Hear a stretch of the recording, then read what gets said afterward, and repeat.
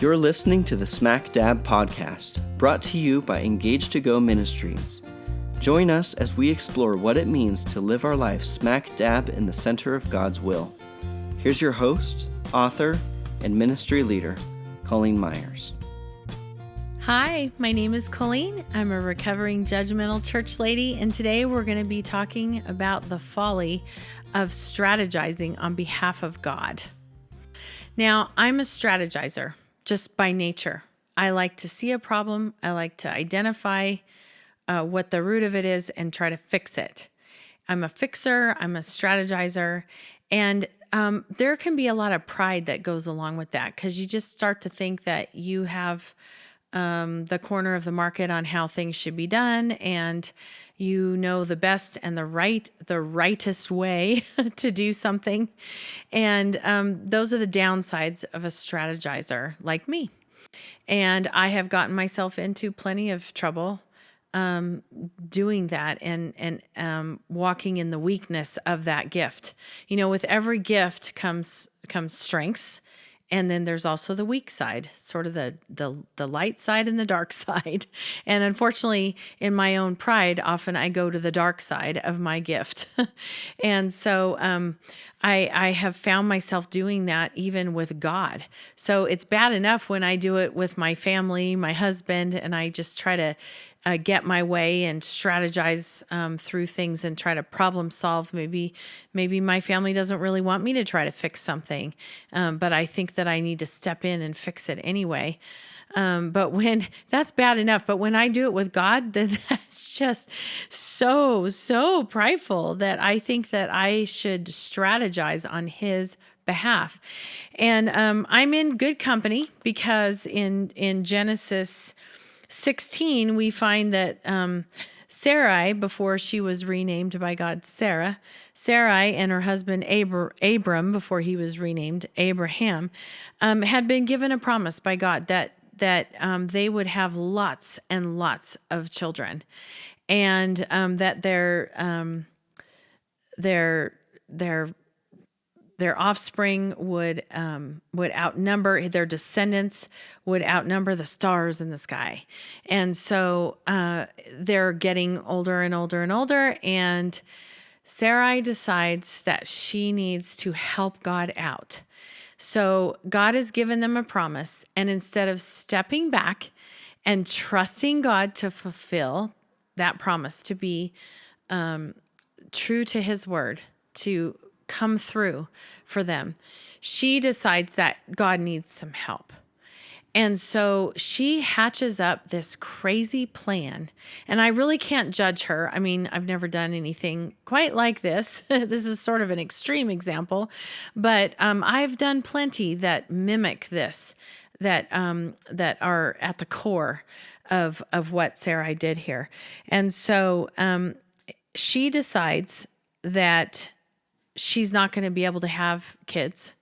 And so God is not going to be able to fulfill His promise to her husband because she's too old. She can't have children. So she decides that her servant named Hagar can take her place, and that she can ask her husband to get her servant girl Hagar pregnant, and bam, then he will have descendants, and or at least one to get started.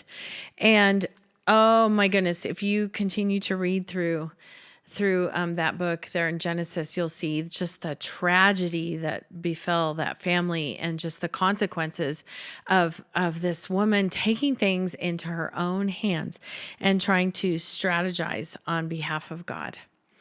In another podcast, I think I talked about how I often try to give God a honey-do list. You know, this is what I want done, and this is how I want you to do it. And I really have to fight against that. And you know what? I just think that it's important for us to learn from this story of Sarai. You know, God ended up fulfilling His promise. He did. He did come through. We knew He would, right? He's God. But somehow, right at that moment, she just didn't have the faith to believe that God could really do what He said He would do. And so she jumped ahead of Him, and she figured out a way to make God's promise come true. Oh my goodness, you guys.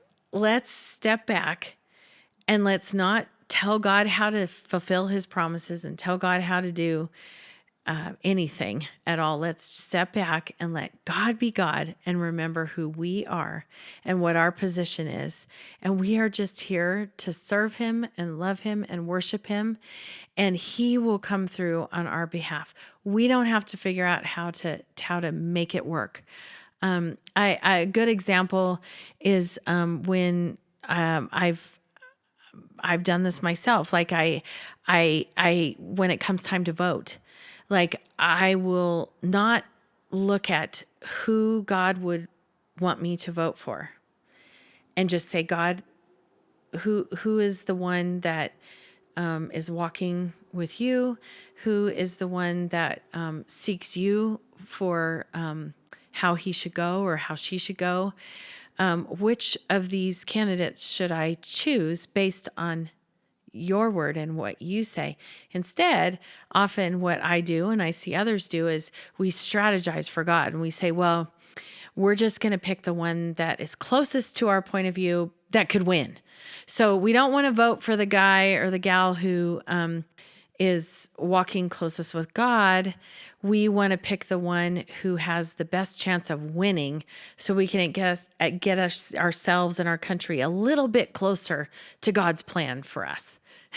And it just doesn't work, you guys. We've seen over the years, we've seen the fallacy of that. And so let's look at Sarai and let's look at what she did and just try to step back.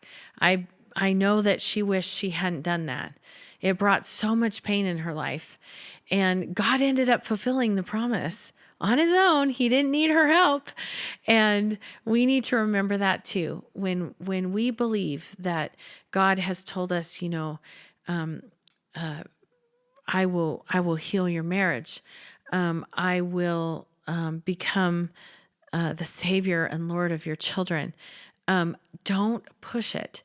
Just step back and let God do his work. Don't try to strategize how to make those things happen. Step back and see what God will do. Love you guys. Talk to you soon. Thank you for listening to this episode of the Smack Dab podcast. If this has been a blessing to you, please consider helping us continue by making a donation to our sponsor at engagetogoministries.com.